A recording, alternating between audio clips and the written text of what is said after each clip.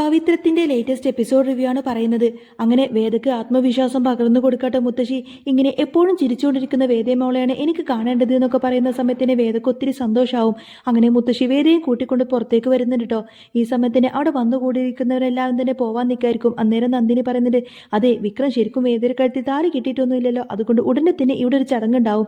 ആ സമയത്ത് നിങ്ങൾ എല്ലാവരും വരണം എന്നൊക്കെ പറഞ്ഞുകൊണ്ട് തന്നെ നന്ദിനി ഇങ്ങനെ പരിഹസിച്ച് പറയുന്നുണ്ട്. അന്നേരം മുത്തശ്ശി പറഞ്ഞിട്ട്, അതെ ഇനി ഉണ്ടാവുന്ന ചടങ്ങ് താലികെട്ടല്ല, ഇനി ഇവർക്കുണ്ടാവുന്ന കുഞ്ഞിന്റെ നൂലുകെട്ടായിരിക്കും എന്നൊക്കെ പറയും. അങ്ങനെ ഏതായാലും അവിടെ കൂടി നിന്ന് ആൾക്കാരെല്ലാം പോയതിനു ശേഷം ശ്രീജകനെ നന്ദിനിയെ വഴക്ക് പറയുന്നുണ്ട്. ഇങ്ങനെ ആൾക്കാർ വരുന്ന സമയത്തെങ്കിലും നിനക്കിങ്ങനെ കുത്തുന്ന സംസാരം ഒന്ന് നിർത്തിക്കൂടെ, ഇങ്ങനെയൊന്നും പറയാതിരുന്നൂടെ എന്നൊക്കെ ചോദിക്കും. അന്നേരം കമലമ്മ ചോദിക്കുന്നുണ്ട്, അതെങ്ങനെ ശ്രീജ, വിഷമുണ്ടെങ്കിൽ അത് ചീറ്റിയല്ലേ നന്നാവുള്ളൂ എന്നൊക്കെ പറഞ്ഞു നിൽക്കും. നന്ദിനിയുടെ ആ ഒരു പ്രവൃത്തി ആർക്കും തന്നെ ഒട്ടും ഇഷ്ടപ്പെടുന്നില്ല കേട്ടോ. പിന്നീട് അങ്ങനെ അച്ഛമ്മ ഭക്ഷണം കഴിക്കാൻ വേണ്ടിയിട്ട് വിക്രത്തിനെ വിളിക്കുന്ന സമയത്തിന് വിക്രം പറഞ്ഞിട്ട്, എനിക്കിപ്പോൾ ഭക്ഷണമൊന്നും വേണ്ട അച്ഛമ്മേ, എനിക്ക് അത്യാവശ്യമായിട്ട് ഒരാളെ കാണാൻ വേണ്ടി പോകണം, ഞാൻ ഇന്ന് പുറത്തേക്ക് പോവാണെന്ന് പറയുന്ന സമയത്തിന് അച്ഛമ്മ പറഞ്ഞിട്ട്, ഇന്ന് ഏതായാലും നീ പുറത്തേക്കൊന്നും പോവണ്ട.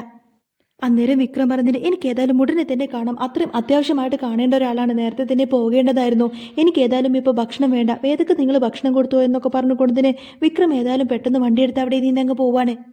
വിക്രം പോയിക്കൊണ്ടിരിക്കുന്ന സമയത്തിന് വിനായകൻ പറഞ്ഞിട്ട്, ഈ പോക്കിൽ എന്തോ ഒരു പന്തികേടുണ്ട് എന്ന് പറയും. പിന്നീട് കാണിക്കുന്നത് ശ്രീകാന്തിനെ ആയിരിക്കും. ശ്രീകാന്ത് ഇങ്ങനെ വർഷയുടെ അച്ഛനുമായിട്ട് സംസാരിക്കാൻ, ഏതായാലും നമ്മൾ ചെയ്തത് അബദ്ധമായി പോയി, ഒരിക്കലും ഇങ്ങനെയൊന്നും സംഭവിക്കാൻ പാടില്ലായിരുന്നു എന്നൊക്കെ പറയും.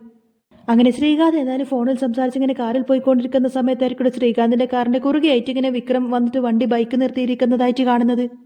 വിക്രം അവിടെ വണ്ടി നിർത്തിയിട്ട് കാറിൽ നിന്ന് ഇറങ്ങാൻ വേണ്ടി ആക്ഷൻ കാണിക്കുന്ന സമയത്തിന് ശ്രീകാന്ത് ആകെ പേടിച്ച് വിറച്ചുകൊണ്ട് തന്നെ ഇറങ്ങാതെ അതിൽ തന്നെ ഇങ്ങനെ ഇരിക്കുമായിരിക്കും. അപ്പോഴേക്കും വിക്രത്തിന് അങ്ങ് ദേഷ്യം വന്നിട്ട് വേഗം ഒരു വടി എടുത്തുകൊണ്ട് തന്നെ കാറിന്റെ ഗ്ലാസ് അങ്ങ് തല്ലി പൊട്ടിക്കാൻ നോക്കുന്ന സമയത്തിന് പെട്ടെന്ന് ശ്രീകാന്ത്, അയ്യോ വേണ്ട ഞാൻ ഇറങ്ങാമെന്നൊക്കെ പറഞ്ഞ് പേടിച്ച് വിറച്ചുകൊണ്ട് തന്നെ പെട്ടെന്ന് അങ്ങ് ഇറങ്ങും. അങ്ങനെ ശ്രീകാന്ത് കാറിൽ നിന്ന് ഇറങ്ങുന്ന സമയത്തിന് വിക്രം ഇങ്ങനെ ശ്രീകാന്തിനോട് ചോദിക്കുന്നുണ്ട്, എടാ നിനക്കൊന്നും നാണമില്ലേടാ, നീ എത്ര നാളായി ഈ കാര്യങ്ങളൊക്കെ തുടങ്ങിയിട്ട് എന്ന് ചോദിക്കുന്ന സമയത്തിന് ശ്രീകാന്ത് ചോദിക്കുന്നുണ്ട്, എന്താ കാര്യം, നീ എന്നെ വല്ലാതെ തെറ്റിദ്ധരിച്ചിരിക്കുകയാണ് വിക്രം.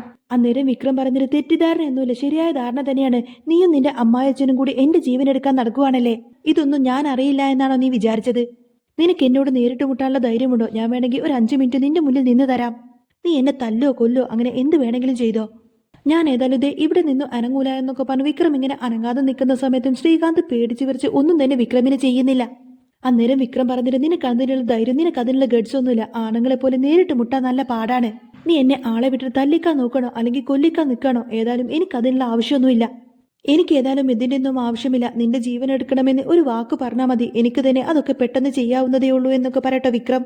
എന്നിട്ട് വിക്രം പറയുന്നത്, ഏതായാലും നീ നിന്റെ പെങ്ങൾക്ക് വേണ്ടിയിട്ടൊന്നല്ല ഇതൊന്നും ചെയ്യുന്നത്, നിന്റെ ദുരഭിമാനമാണ് നിന്നെ കൊണ്ട് ഇതൊക്കെ ചെയ്യിപ്പിക്കുന്നത്, ഇത്തവണത്തേക്ക് മാത്രം ഞാൻ നിന്നോട് ക്ഷമിച്ചിരിക്കാണ്, ഭാര്യ ഗർഭിണിയായിരിക്കല്ലേ, പ്രസവിക്കാനായിരിക്കല്ലേ, അതുകൊണ്ട് ഇപ്പൊ തൽക്കാലം നിന്റെ ജീവൻ ഞാൻ എടുക്കുന്നില്ല, പക്ഷേ ഇനി എങ്ങാനും ഈ പരിപാടിയായിട്ട് നീ എങ്ങാനും എന്റെ മുന്നിൽ വന്നിട്ടുണ്ടെങ്കിൽ മോനെ നീ വിവരം അറിയുമെന്നൊക്കെ പറഞ്ഞുകൊണ്ട് ഭീഷണിപ്പെടുത്തിയിട്ടായിരിക്കട്ടെ വിക്രം അവിടെ നിന്നങ്ങ് പോകുന്നത്. പിന്നീട് കാണിക്കുന്നത് സുധാകര മാഷ് വളരെയധികം വിഷമത്തോടു കൂടി അകത്തേക്ക് ഇങ്ങനെ കയറി വരുന്ന സമയത്തിന്റെ മാഷിന്റെ മുഖം കണ്ടുകൊണ്ട് തന്നെ അച്ചമ്മ ചോദിക്കുന്നത്, എന്താ സുധാകര, നിന്റെ മുഖം കണ്ടിട്ട് നിനക്ക് എന്തോ പറയാനുണ്ടല്ലോ എന്ന് ചോദിക്കും. അന്നേരം മാഷ് പറഞ്ഞിട്ട്, പറയാനുണ്ട്, പക്ഷെ അതിന്റെ ഇടയ്ക്ക് കയറിയിട്ട് അമ്മ സംസാരിക്കാൻ വരരുത് എന്ന് പറയും. എന്നിട്ട് പറഞ്ഞിട്ട്, അതെ ഈ വീട്ടുകാരും ഈ കുട്ടിയുടെ വീട്ടുകാരും ചേർന്നിട്ട് തീരുമാനിച്ചിട്ടല്ലേ ഈ ചടങ്ങ് നടത്താൻ വേണ്ടിയിട്ട് തീരുമാനിച്ചത്, എന്നിട്ടിപ്പോ ആ ഒരു ചടങ്ങ് നടന്നോ എന്ന് ചോദിക്കാണ്. അന്നേരം ആരും ഒന്നും മിണ്ടാതെ നിൽക്കുന്ന സമയത്തിന് അച്ചമ്മ പറയുന്നുണ്ട്, നടന്നല്ലോ, ഭഗവാനായിട്ടത് നടത്തി തന്നല്ലോ എന്ന് പറയുന്ന സമയത്തിന് മാഷ് പറയുന്നുണ്ട്, അമ്മ ഒന്നും മിണ്ടാതിരിക്ക്, എന്തിനാ വെറുതെ ഇല്ലാത്ത കാര്യങ്ങളൊക്കെ പറഞ്ഞ് ഭഗവാനെ എങ്ങനെ കൂട്ടുപിടിക്കുന്നത്, എന്തായാലും ഈ കാര്യങ്ങൾ ഇങ്ങനെയൊക്കെ വരുള്ളൂ എന്ന് എനിക്ക് നന്നായിട്ട് അറിയാം, അതുകൊണ്ടാണ് ഞാൻ ഈ കാര്യങ്ങളൊക്കെ നിങ്ങളോടൊക്കെ മുൻകൂട്ടി പറഞ്ഞത്, അവൻ ഒരിക്കലും നന്നാവാനൊന്നും തീരുമാനിച്ചിട്ടില്ല, നിങ്ങൾക്കറിഞ്ഞൂടെ അവന്റെ സ്വഭാവം, അതുകൊണ്ട് തന്നെയാണ് അവൻ ആ ചടങ്ങിൽ വെച്ചിട്ട് ഇങ്ങനെയൊക്കെ ചെയ്തത് എന്നൊക്കെ പറയട്ടെ സുധാകര മാഷ്. മാഷിന്റെ വാക്ക് കേൾക്കുന്ന സമയത്തിന് അച്ഛമ്മയും കമലാമ്മയും വേദയ്ക്ക് ഒന്നും മിണ്ടാതെ അങ്ങനെ തല താഴ്ത്തി നിൽക്കുമായിരിക്കും. എന്നിട്ട് മാഷ് ഇങ്ങനെ വേദിയോട് ചോദിക്കുന്നതിന്, മോളെ നീ ബുദ്ധിയുള്ള പെൺകുട്ടിയല്ലേ, അതുകൊണ്ട് നിനക്ക് കാര്യങ്ങളൊക്കെ പറഞ്ഞാൽ മനസ്സിലാവില്ലേ, നീ ഏതായാലും ഉചിതമായിട്ടുള്ളൊരു തീരുമാനം നല്ലോണം ചിന്തിച്ചിട്ട് എടുക്കുക എന്നൊക്കെ പറഞ്ഞുകൊണ്ട് തന്നെ മാഷ് അവിടെ നിന്നങ്ങ് പോവുമായിരിക്കും. ആ സമയത്തിന് വേദ മാഷിനെ പുറകെ നിന്ന് വിളിക്കാന്. മാഷ് ഇങ്ങനെ തിരിഞ്ഞു പോകുന്ന സമയത്തിന് അച്ഛ എന്നായിരിക്കും വേദ വിളിക്കുന്നത്. എന്നാൽ അച്ഛ എന്ന ആ ഒരു വിളി കേട്ടിട്ട് മാഷ് ഇങ്ങനെ ഒരു നിമിഷം ഇങ്ങനെ തരിച്ചു നിന്ന് പോവാണ്. അച്ഛ, എനിക്ക് അച്ഛനോടാണ് പറയാനുള്ളത്, ഇന്നത്തെ ഈ ഒരു ചടങ്ങ് നടക്കണമെന്ന് അച്ഛനും ഒരു നിമിഷം ആഗ്രഹിച്ചിട്ടില്ലേ എന്ന് ചോദിക്കുന്ന സമയത്തിന് മാഷ് ഒന്നും മിണ്ടാതെ നിൽക്കുകയാണ്. എനിക്കറിയാം അച്ഛ, അച്ഛനും ഇത് ആഗ്രഹിച്ചിട്ടുണ്ട് എന്ന്, അതുകൊണ്ടാണ് ഈ ചടങ്ങ് കഴിഞ്ഞതിന് ശേഷം അച്ഛൻ എന്നെ അച്ഛ എന്ന് വിളിക്കാൻ സമ്മതിച്ചിട്ടുണ്ട് എന്നൊക്കെ പറഞ്ഞിരുന്നത്. മാത്രമല്ല എന്നേക്കുമായിട്ട് അച്ഛൻ എന്നെ മരുമകളായിട്ട് അംഗീകരിച്ചു എന്നും എനിക്കറിയാം. അതുമാത്രമല്ല വിക്രം നന്നായിട്ട് നടക്കാത്തത് കൊണ്ട് മാത്രമാണ് അച്ഛൻ എന്നെ മറ്റൊരു ജീവിതത്തിന് വേണ്ടിയിട്ട് നിർബന്ധിക്കുന്നത് എന്ന കാര്യമൊക്കെ എനിക്ക് നന്നായിട്ട് അറിയാം. അതെല്ലാം അച്ഛൻ എന്നോടുള്ള സ്നേഹം കൊണ്ട് തന്നെയാണ്. പിന്നെ ബുദ്ധിയുള്ള വിവരമുള്ള ആൾക്കാരെ മാത്രമേ സ്വീകരിക്കാൻ പാടുള്ളൂ എന്നൊന്നും ഇല്ലല്ലോ. ഇതുപോലെ നടക്കുന്ന ആൾക്കാർക്കും ഒരു ജീവിതം വേണ്ടേന്നൊക്കെ ചോദിക്കാട്ടോ വേദ. ഏതാനും ദൈവമായിട്ട് തിരഞ്ഞെടുത്തതാണ് എന്നെ. പിന്നെ വിക്രം ചീത്തയാവണമെങ്കിൽ തന്നെ അതിനൊരു കാരണമുണ്ടാവുമല്ലോ. അതുപോലെ തന്നെ നന്നാക്കാനും ഒരു കാരണമുണ്ടാവുമല്ലോ. എന്റെ ദൗത്യത്തിനൊരു അർത്ഥമുണ്ടാവുമെന്ന് പറയും. ആ സമയത്തിന് ദൗത്യോ എന്ത് ദൗത്യമെന്ന് ചോദിക്കാട്ടോ മാഷ്. അന്നേരം വിക്രത്തിനെ നന്നാക്കാൻ എന്ന ദൗത്യം നിന്നിങ്ങനെ വേദ പറയുന്ന സമയത്തിന് മാഷ് ഒന്നും മിണ്ടാകാതെ അകത്തേക്ക് കയറി പോവും. വേദയുടെ വാക്കെല്ലാം കേൾക്കുന്ന സമയത്തിന് കമലാമ്മക്കും മുത്തശ്ശിക്കൊക്കെ ഒത്തിരിയധികം സന്തോഷമായിട്ട് കമലാമ്മ വേദയെ ഇങ്ങനെ ചേർത്ത് പിടിക്കും. പിന്നീട് കാണിക്കുന്നത് അന്ന് രാത്രി ഏതായാലും വിക്രം വീട്ടിലേക്ക് കയറി വരുന്ന സമയത്തിന് തന്റെ ബെഡ്റൂമിലേക്ക് വന്ന് നോക്കുന്ന സമയത്തിന് തന്റെ ബെഡിൽ വേദ കയറിയിരിക്കുന്നതായിട്ട് കാണും. വിക്രത്തിന് അങ്ങ് ദേഷ്യം വന്നുകൊണ്ട് തന്നെ ചോദിക്കുന്നുണ്ട്, എടി നീ എന്തായാലും എന്റെ ബെഡിൽ കയറിയിരിക്കുന്നത് എന്ന് ചോദിക്കും. അന്നേരം വേദ ചോദിക്കുന്നത്, ആഹാ, അപ്പോ ഇന്നത്തെ ചടങ്ങിനെ പറ്റിയിട്ട് നിങ്ങൾക്കൊന്നും ഓർമ്മയില്ലേ? ഇന്നത്തെ ദിവസം ഞാൻ നിങ്ങളുടെ ഭാര്യയായ ദിവസമല്ലേ? അപ്പോ നിങ്ങൾ എന്നെ ഇവിടെ കണ്ടില്ലെങ്കിലല്ലേ ചോദിക്കുന്നത് നീ എന്താ ഇവിടെ വരാത്തത് എന്നൊക്കെ. അല്ലാതെ എന്താണ് നീ ഇവിടെ നിന്നാണ് ചോദിക്കേണ്ടത് എന്നിങ്ങനെ വേദ ചോദിക്കുന്ന സമയത്തിന് വിക്രത്തിന് അങ്ങ് ദേഷ്യം വന്നിട്ട്, എടി നിന്നെ ഞാൻ എന്നൊക്കെ പറയും. വിക്രത്തിന് ദേഷ്യം വന്നിട്ട് വേദയുടെ നേർക്കങ്ങ് കൈ ചൂണ്ടി സംസാരിക്കുന്ന സമയത്തിന് വേദ യാതൊരു കൂസലുമില്ലാതെ ചോദിക്കുന്നത്, അതൊക്കെ പോട്ടെ, നിങ്ങൾ എവിടെ പോയിരിക്കുമായിരുന്നു, ഭക്ഷണം പോലും കഴിക്കാതെ എന്ന് ചോദിക്കും.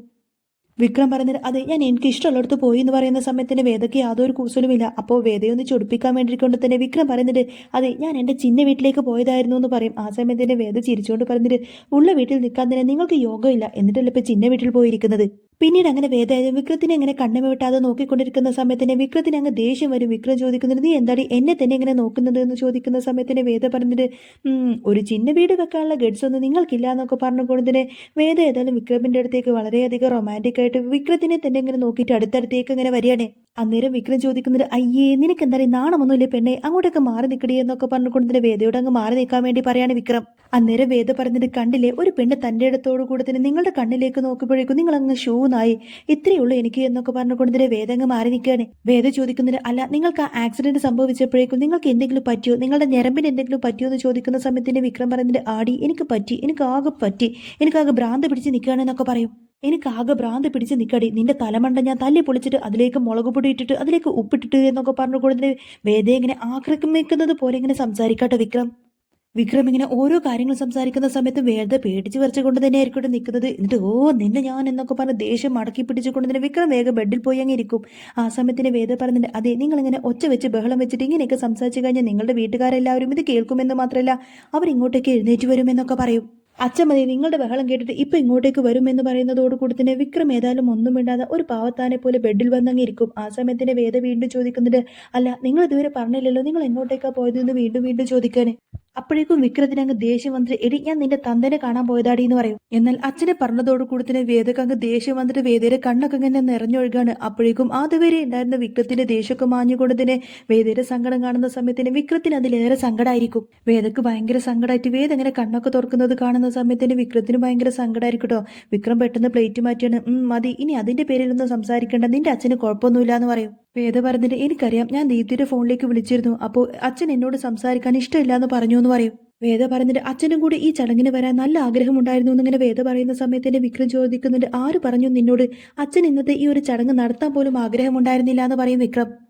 നിന്റെ അച്ഛൻ ഒരിക്കലും നമ്മൾ തമ്മിലുള്ള ബന്ധം ആഗ്രഹമില്ല, അതുകൊണ്ടല്ലേ നിന്റെ അച്ഛൻ നിന്റെ ആങ്ങളുടെ അമ്മായച്ഛനെയും കൂട്ടിയിട്ട് എന്നെ കൊല്ലാൻ വിട്ടത് എന്നിങ്ങനെ വിക്രം പറയുന്ന സമയത്തിന്റെ വേദക്കൊരു ഷോക്കായിരിക്കും. വിക്രത്തിനെ കൊല്ലാൻ നോക്കിയത് ശ്രീകാന്തിന്റെ അമ്മായച്ഛനും ആണ് എന്നറിഞ്ഞതോടു കൂടി തന്നെ വേദക്കങ്ങ് വല്ലാതാവുന്നുണ്ടെന്ന് മാത്രമല്ല വേദ ആകെ ഷോക്കായിട്ട് വിക്രത്തിനെ ഇങ്ങനെ നോക്കി നിൽക്കുമായിരിക്കും. ഇനി ആയിരിക്കൂടെ വേദ പകരം ചോദിക്കാൻ പോകുന്നതിന്റെയൊക്കെ എപ്പിസോഡ് വരുന്നത് ഉടനെ തന്നെ ഞാൻ അപ്ലോഡ് ചെയ്യാട്ടോ. അപ്പോൾ നിങ്ങൾക്ക് ഈ ഒരു ചാനൽ ഇഷ്ടമാവുകയാണെങ്കിൽ സബ്സ്ക്രൈബ് ചെയ്യാനും സപ്പോർട്ട് ചെയ്യാനൊന്നും മറക്കല്ലേ.